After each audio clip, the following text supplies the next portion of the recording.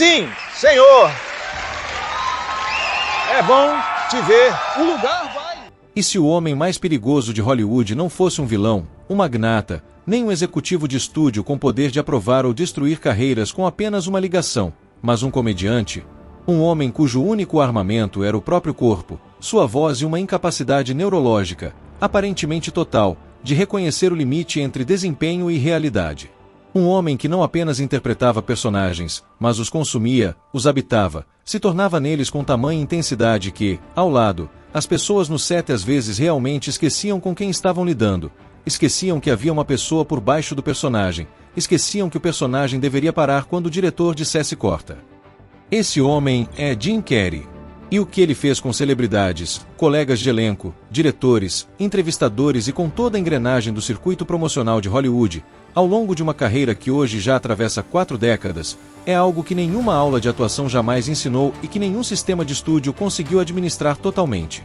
Ele não faz roast de pessoas. Ele não entrega piadas prontas. Ele não fica num púlpito lendo, de forma ensaiada e cuidadosa, uma lista de piadas sobre a pessoa sentada ao lado. O que ele faz é muito mais íntimo e muito mais desorientador do que isso. Ele entra dentro das pessoas. Ele encontra a distância entre quem elas estão tentando parecer ser e quem elas realmente são, e vive exatamente nessa distância, em voz alta, diante de quem quer que esteja assistindo, até que a pessoa com ele não tenha escolha a não ser rir ou fugir. Quando os anos vamos ser bons. Para entender por que Jim Carrey faz o que faz com as pessoas ao redor, porque ele é, constitucionalmente, incapaz de entrar no ambiente e simplesmente ser um ser humano normal, contido e socialmente regulado, como grande parte do planeta faz, sem esforço aparente, é preciso compreender de onde ele veio. Não a versão do Canadá de folheto turístico nem o enredo hollywoodiano de origem humilde, polido, comprimido e limpo em 2 minutos para um programa de entrevista noturna. A versão real, aquela com o peso e a textura do sofrimento genuíno e do tipo específico de desespero que quebra uma pessoa ou a transforma numa coisa que o mundo não viu ainda. James Eugene Carrey nasceu em 1962 em Newmarket, Ontário, o mais novo de 4 filhos numa família que, durante boa parte da infância, estava uma crise financeira de distância de uma catástrofe. O pai, Percy Carrey, era músico, saxofonista em bandas de dança, e também contador, um homem de talento verdadeiro que fez um tipo específico de paz com o espaço entre os dons e as circunstâncias, uma paz que vira tragédia silenciosa quando uma criança está atenta o suficiente para perceber o que está vendo. A mãe, Kathleen, sofria de doença crônica e depressão significativa, condições que davam ao ambiente doméstico uma ansiedade que nunca era falada diretamente, mas que sempre esteve ali, o peso específico de uma família tentando se manter de pé contra forças que ela não consegue nomear e não consegue controlar. Jim Carrey começou a performar para a própria família ainda muito criança. Não do jeito exploratório e lúdico que a maioria das crianças brinca, não aquela demonstração de que os pais costumam sorrir e redirecionar, mas com uma urgência, uma necessidade e uma qualidade de propósito desesperado que atingia quem assistia como algo diferente do que se vê numa infância comum. Ele tentava fazer a mãe rir. Ele já disse isso em entrevistas, com uma sinceridade emocional que a maioria das celebridades da própria dimensão evita com cuidado.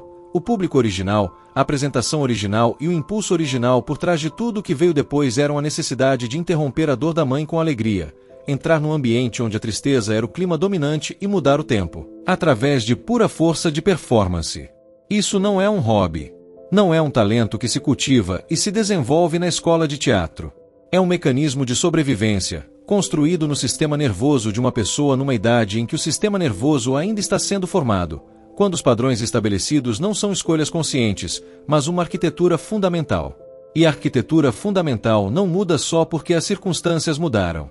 Aos 13 anos, começou a fazer stand-up num clube de comédia em Toronto chamado Yuks, lapidando material com foco e a desesperança de alguém que entendia, com clareza que a maioria dos adolescentes de 13 anos recebe poupada, que aquilo não era um hobby. Era a saída. A única saída possível para ele de uma trajetória que, sem intervenção, parecia muito com a carreira do pai, uma pessoa de dons reais navegando num mundo que nunca foi estruturado para acomodar esses dons plenamente. Aos 15, a catástrofe financeira que sempre se aproximava da casa Carrey enfim chegou. Percy Carrey perdeu o emprego como contador. A família se mudou para uma van e depois para uma barraca num terreno de um parente, sobrevivendo com trabalhos de faxina e segurança numa fábrica. Jim, que tinha ido bem na escola quando as circunstâncias permitiam, saiu para trabalhar junto com eles. Ele tinha 15 anos. Morava numa barraca. E, ainda assim, já fazia stand-up com habilidade suficiente e fome suficiente para ser notado por pessoas que estavam numa posição de notar. Rodney Dangerfield o viu se apresentar e o levou em turnê como ato de abertura. Essa turnê, a exposição a um comediante profissional e trabalhando no mais alto nível da arte, ensinou Kerry coisas sobre timing, sobre controle de plateia e sobre a física específica de uma sala cheia de gente que decidiu ou prestar sua atenção ou retomar o controle. Nada disso uma aula conseguiria ensinar. Aos 19, foi para Los Angeles com, segundo ele mesmo, praticamente nada. Ele dirigiu seu Toyota velho até Mulholland Drive, ficou sentado olhando a cidade abaixo e escreveu para si mesmo um cheque de $10 milhões, datado para ação de graças de 1995, como pagamento por serviços de atuação. Guardou o cheque na carteira e carregou consigo. O cheque foi encontrado no caixão do pai, no funeral, em 1994. Porque Percy Carey viveu tempo suficiente para ver o filho se tornar um dos rostos mais reconhecíveis do planeta, mas morreu pouco antes de o filho descontar um cheque real exatamente naquela quantia por Duane Dumber. A origem de Jim Carrey não é a história de um homem que nasceu engraçado, é a história de um homem construído por circunstâncias que exigiram que ele fosse aquilo, para quem a performance nunca ficou separada da sobrevivência, nunca pôde ser distinguida da necessidade. E é por isso que, em todo set, em toda entrevista, em toda sala em que ele entrou, a performance não para quando a câmera para de rodar. Porque, para Jim Carrey, nunca houve um interruptor. Ele sempre esteve ligado. E as pessoas que ficam ao lado dele, colegas de elenco, diretores, entrevistadores e celebridades que achavam que entendiam o que estavam entrando, descobrem isso, quase sempre, exatamente no instante em que menos estão preparadas.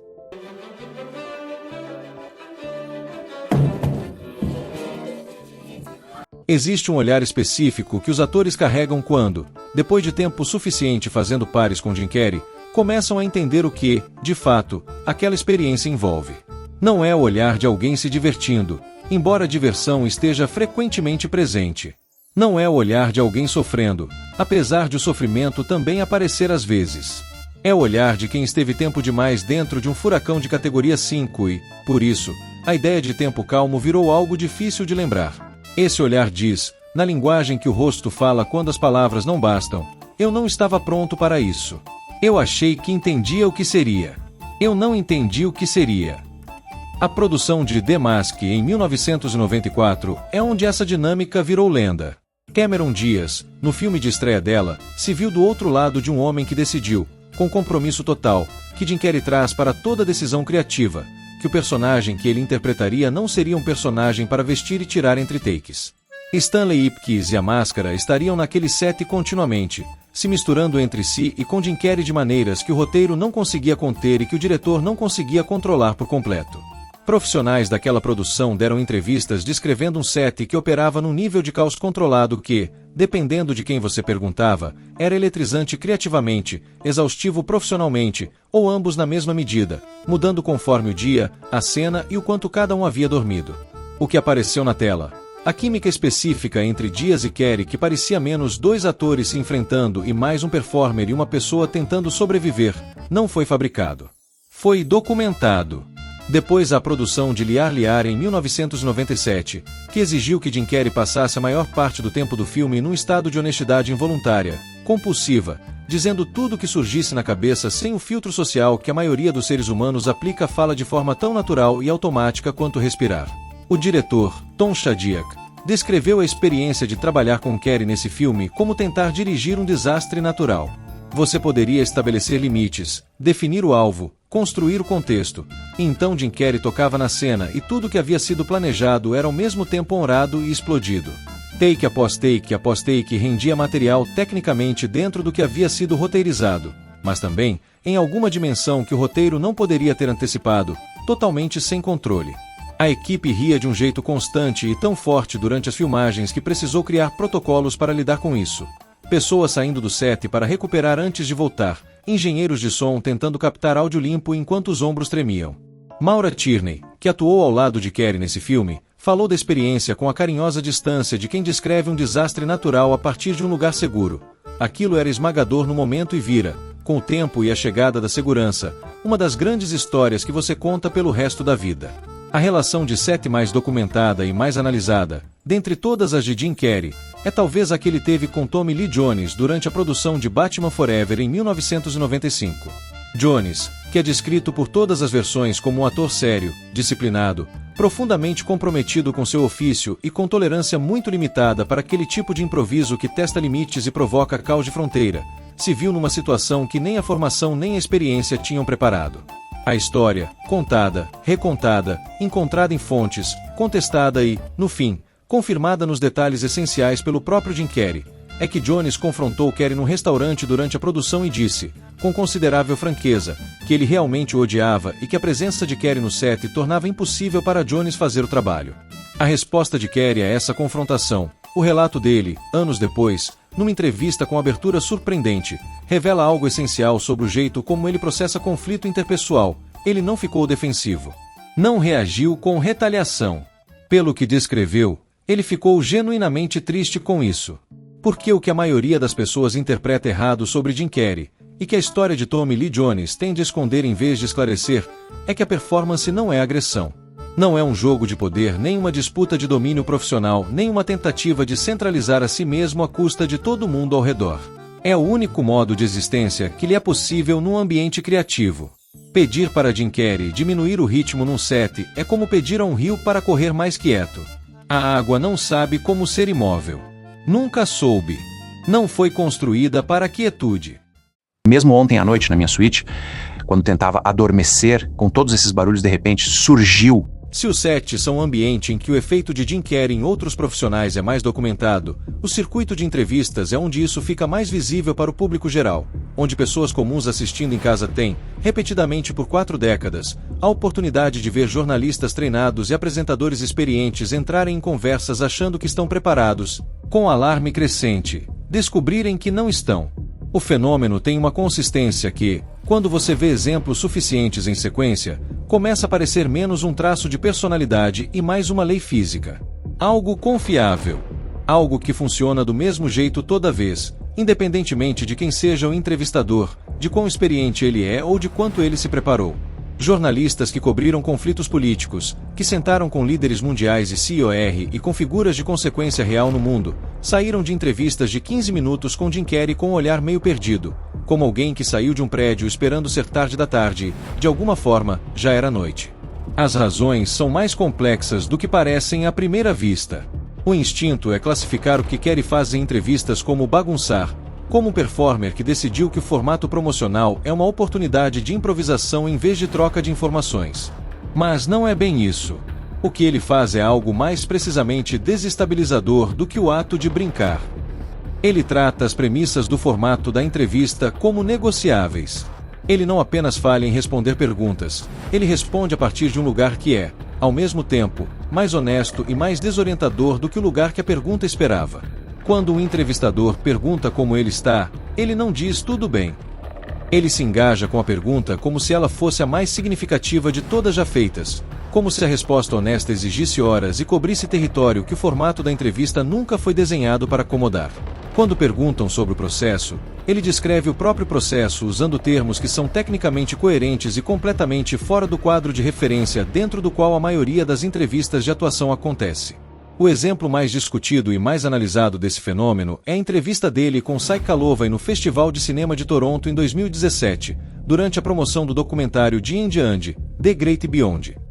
Nessa entrevista, Carrey chegou como se estivesse num estado avançado de desconstrução filosófica, oferecendo reflexões longas sobre a natureza da identidade, a ilusão da celebridade e o absurdo específico do próprio circuito promocional, deixando o entrevistador visivelmente incerto se estava diante de uma performance, de um colapso ou de algo que não se encaixava direito em nenhuma das categorias. A internet se dividiu imediatamente, como sempre, entre quem acreditava que Carrey estava envolvido numa forma profunda e genuína de investigação filosófica e quem acreditava que ele estava performando um esclarecimento como se fosse apenas uma piada. A possibilidade mais interessante, que nenhum dos lados abraçou por completo, é que a diferença entre essas duas coisas talvez não seja tão clara quanto o debate assumiu. Porque para Jim Carrey, a performance sempre foi uma forma de investigação. A brincadeira sempre foi o veículo para a pergunta real. A piada sempre foi o caminho mais eficiente para o que está por baixo da piada.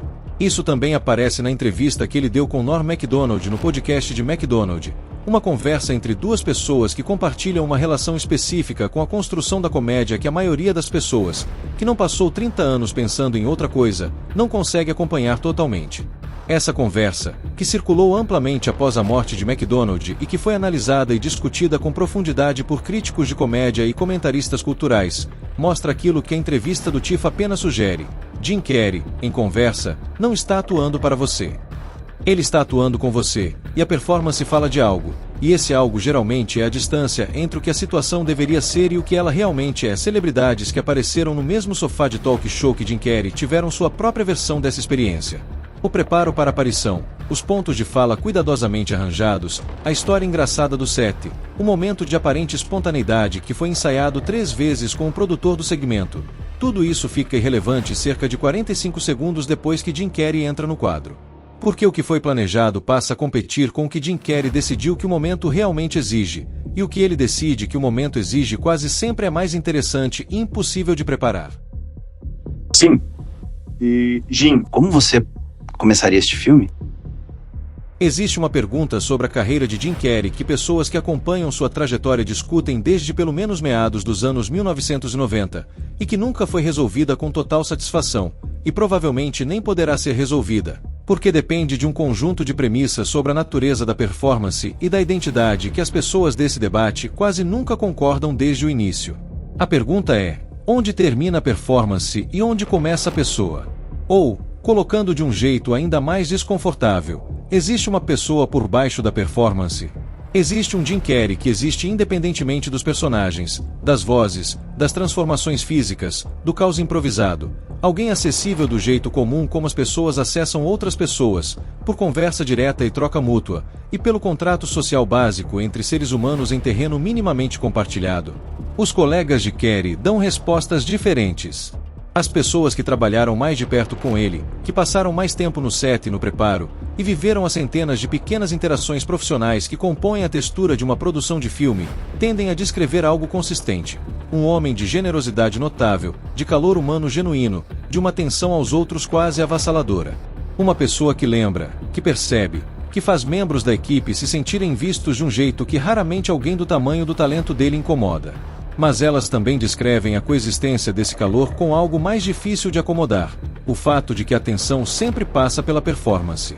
Que o calor chega através de um personagem, através de uma voz, através de um beat físico que torna o instante simultaneamente verdadeiro e teatral. A coisa real e a coisa interpretada ficam tão integradas que separá-las não é apenas difícil, pode não ser possível. O trabalho de Carrey em Man on the Moon, 1999, em que interpretou o comediante Andy Kaufman, é o exemplo mais documentado e mais examinado desse padrão levado ao extremo. Jim Carrey não interpretou Andy Kaufman. Segundo ele mesmo, confirmado pelo documentário Jim and Andy, The Great Beyond, que usou material do set guardado por quase 2 décadas, ele se tornou Andy Kaufman. Ele chegou ao set no primeiro dia como Andy Kaufman e não deixou o personagem durante todo o período de produção. Ele não quebrou entre takes. Não quebrou para refeições, nem para conversas com o diretor, nem para interações com a equipe. Ele manteve o personagem através de eventos que testavam o limite do que a atuação por método deveria significar, confrontos com pessoas da vida real de Kaufman, incluindo uma interação profundamente desconfortável com Jerry Lavler, o lutador profissional com quem Kaufman teve um duelo público famoso e complexo, e que exigiu que Carrey, como Kaufman, encarasse uma história real que ele não viveu, mas habitava com compromisso total. Quando o material dessa produção foi finalmente lançado, foi recebido como um dos documentos mais extraordinários de um performer no limite absoluto do que a técnica permite. Também foi recebido por muitas pessoas como algo levemente perturbador, evidência de uma relação entre performance e identidade que a forma como a indústria entende método jamais foi desenhada para acomodar. Porque a versão padrão do método, por mais intenso que seja, assume que há um eu que entra e um eu que sai, que o ator habita o personagem plenamente e depois volta. O material de Andy Kaufman sugeria algo diferente, uma dissolução completa da fronteira. Um abandono completo e aparentemente voluntário do eu em serviço do personagem, que durou não apenas o tempo de uma cena ou de um take, mas meses. O custo psicológico desse processo. O tributo específico que se paga por voluntariamente abrir mão da própria identidade por um período estendido e depois tentar remontá-la, é algo que Jim Carrey já descreveu com uma honestidade que por si só já é notável. Ele falou que o período depois de Man on the Moon foi um dos mais desorientadores da própria vida.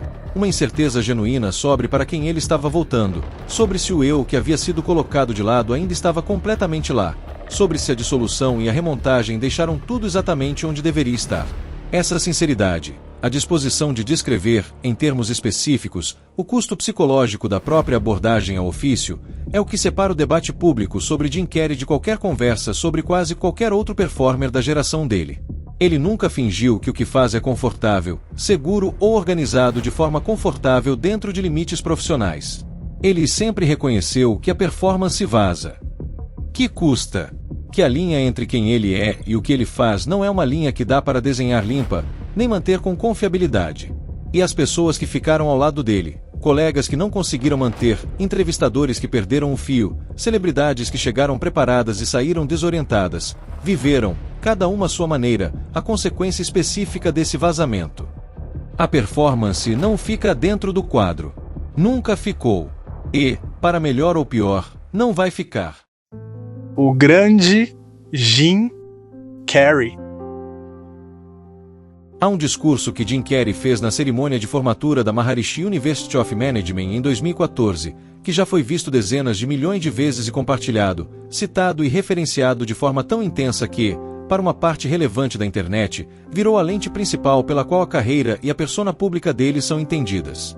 Nesse discurso, ele disse algo que, no primeiro contato, soa como aquele tipo de generalidade inspiradora que discursos de formatura costumam ter. Algo que pode ser bordado num travesseiro ou impresso num cartaz motivacional sem perder muito da compactação. Ele falou que o pai dele poderia ter sido um grande comediante, mas que o pai fez uma escolha segura, e que você pode falhar no que faz porque não quer, então vale a pena tentar sorte fazendo o que você ama. Mas, se você assistir a versão completa em vez do trecho cortado, o discurso não é um discurso motivacional. É algo mais estranho e mais honesto do que isso. É um homem em frente a uma plateia de jovens dizendo, com autoridade específica de quem viveu as consequências dos dois caminhos, que a busca pela segurança é, por si só, uma forma de risco, que a vida que você constrói ao redor do gerenciamento do medo não é mais segura do que a vida que você constrói ao redor da busca por significado. Ela é apenas mais familiar nas decepções. Esse discurso é a chave para entender tudo o que Jim Carrey já fez num contexto profissional. Todo set que passou 3 horas do horário porque ele não conseguia parar de encontrar novas dimensões no material. Toda entrevista que foi para um lugar que o entrevistador não planejou.